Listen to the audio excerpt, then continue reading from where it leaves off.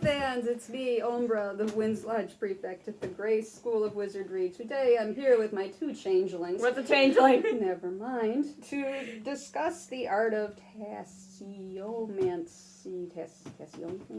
tea leaf reading. We are going to discuss tea leaf reading, which is a divination method that involves tea leaves. We're also going to look at coffee grounds and wine sediment reading. So some history on this. There is some disagreement on how the practice originated. One source states that tea leaf reading began in medieval Europe and derived from the practice of divining splatters of wax, lead, or other molten substances. Another source attributes tea leaf reading to the Chinese, who would read the underside of bells as a divination method. Chinese cups lack handles and turned upside down, they resemble small bells. This practice is thought to have migrated to the interpretation of tea leaves. Reading tea leaves was popular among fortune tellers and gained in popularity during the Victorian era as a parlor game. While the most basic forms of tea leaf reading require a simple, wide-brimmed white cup, some companies have created specialized cups for tasseomancy. These aren't really white. It's the closest I had. These are really dirty. We're reading tea leaves. Are they supposed to be this dirty? Yes. Oh. Okay, where was I? On the insides of these cups may be printed zodiac symbols, playing cards, or popular tea reading symbols. These supposedly aid in the reading by allowing one to interpret the leaves based upon which symbol they fall. Most tea leaf readings, however, let the leaves themselves do the talking. Now, Changeling 1 will demonstrate how to perform this operation. Not much more is needed to accomplish the rudiments of a reading than drinking a cup of tea without straining the leaves, draining the cup of excess liquid, shaking it, and looking for patterns within the tea leaves. This last process being much like looking for shapes among the clouds in the sky. While the essential process is quite simple, depending on who you ask, there may be more pageantry added to aid in the magical intention and feel of the procedure. Some readers prefer that you swirl the cup instead of shaking it, often for a prescribed number of times, usually 3, and in a certain direction, clockwise. It is also advised that you drink the tea with the opposite of your dominant hand. One method instructs you to turn the cup upside down on a saucer and then turn the cup 3 times on the saucer, still with the non-dominant hand. Then keeping the hands in this position, think about your question for the count of 7. According to one source, the handle of the cup should be facing you. Additional considerations include choosing a scent of tea that promotes a spiritual mood, removing distractions beforehand, and saying a prayer for protection before proceeding. Wait, why do we need protection? No reason. It seems a common warning among the different sources that one should always start with loose leaf tea, as cutting a tea bag apart is considered bad luck. Wait, what? Nothing to see here. For the actual reading, do your reading. There are various versions of rules for interpretation that can be followed. One suggests that you read from the present to the future by starting from the rim at the handle and continuing in a downward spiral to the bottom. Another method instructs that the images near the handle represent the domain and that these relate to the home and family, while those on the opposite side of the handle pertain to work or strangers. Some people believe that tea leaves are mainly good for interpreting past events, or that they are good for seeing no more than 40 days into the future. The images themselves are not the only details that purvey meaning. A drop or two of liquid remaining in the cup might indicate tears of sadness. A large clump of formless tea leaves might mean trouble. I have questions. The actual images can be seen in either the dark tea leaves themselves or in the white spaces between the leaves. Because any symbol can be interpreted positively or negatively, some feel that the images seen in the leaves themselves are bad omens, while those seen in the white negative space are good omens. What the images themselves mean is also open to debate. One of my sources, J. Gordon Melton, suggests that the pictures can be interpreted intuitively, but others say there is a defined code of interpretation for tea leaves. Most sources advise against using a symbol dictionary, as tea leaf symbolism is different from other forms of symbolism, obviously. Here are a few potential interpretations of some frequent symbols. An impending journey might be symbolized by an aircraft or a mushroom, because mushrooms are often involved in journeys. Upcoming transition might be symbolized by a baby or a butterfly or an egg. Health is often symbolized by a clock, Wait, why a clock? because the days of your life are numbered. I don't know. Warning might be symbolized by a dagger or by an iceberg. Well, maybe if you're on the Titanic. Maybe. Two or more symbols near each other may relate to the same message or theme and should be interpreted together. Darker or thicker symbols may indicate forces having a larger impact. So what did you guys see in here? Nothing. I see what looks like dirt. I see that we will be needing to do dishes in the future. I don't know, I think the future looks kind of muddy. I don't know, I don't see anything, do you? I mean, if you use your imagination. I have imagination, but I don't. Using your imagination, it looks like tea leaves.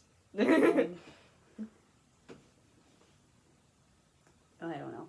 So moving on to coffee grounds. Now, for coffee ground readings, you need to use Turkish coffee or any method of coffee preparation that leaves coffee grounds at the bottom of the cup.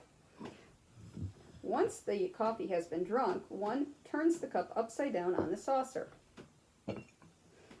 Alternately, you can use the Romanian method, which calls for sediments to be swirled to cover the majority of the cup's inner surface. The coffee grounds are then allowed to dry before the reading begins. A variation on coffee reading comes from the Armenian tradition, which asks you to open the heart by placing the right thumb at the bottom of the cup and twisting it clockwise. The impression represents your inner thoughts and emotions. In coffee ground readings, the interpretation method divides the cup into horizontal halves. Symbols on the bottom half, you can take your finger out of the cup. Symbols on the bottom half depict the past, while those on the top show the future.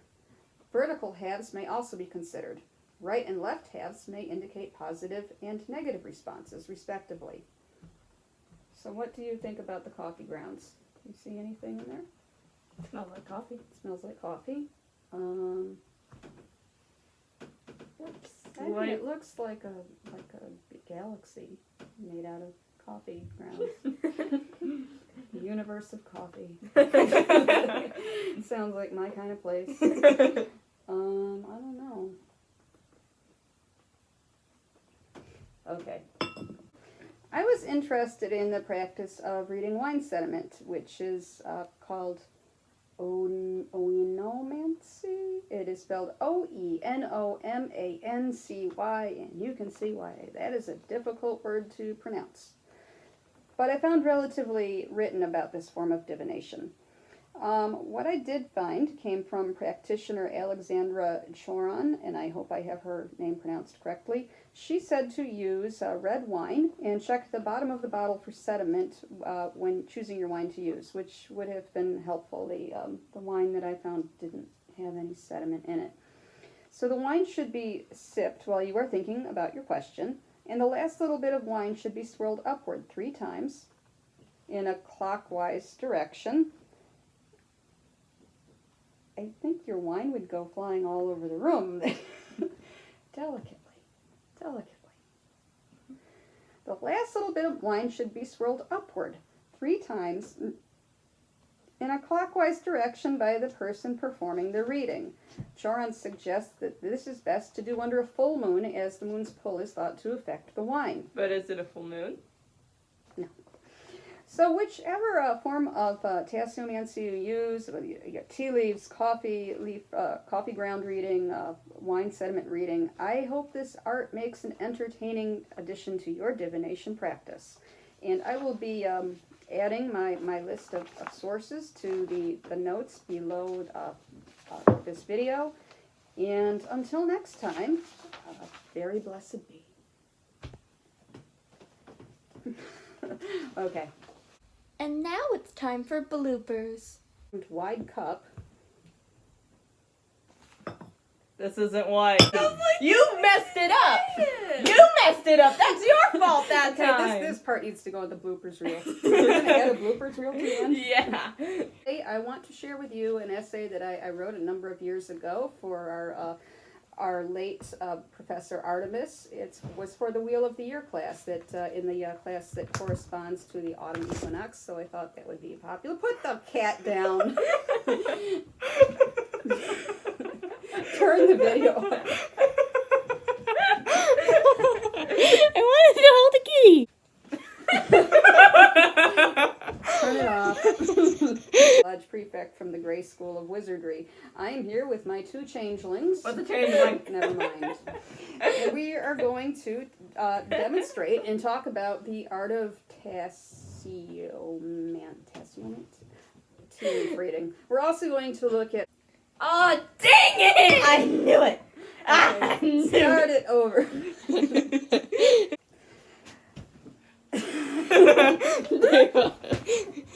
I'm trying to be realistic. Let's start over. Wait. Is it both hands or one No, hand? one hand. Keeping. I'm starting with my hand here. No, we got to go back to some. No! Okay. I'm not going back! Okay, no, we're doing it.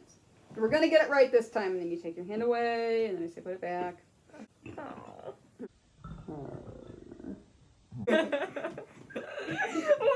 Okay. I'm starting from my hand on here. No, some readers. We're gonna get this right this time. He said that last time.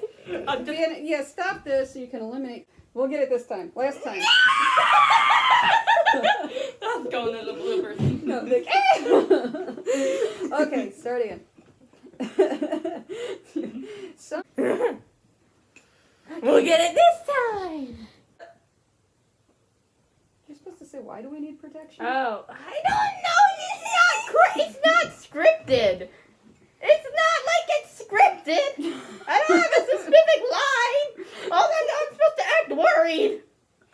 You should put that. It's not like this is scripted. You should say that. Not like this in is the scripted. In the bloopers. Yeah. Okay, let's start it over. Once we get through this is going to be easy. This is the hard part. Oh no! Oh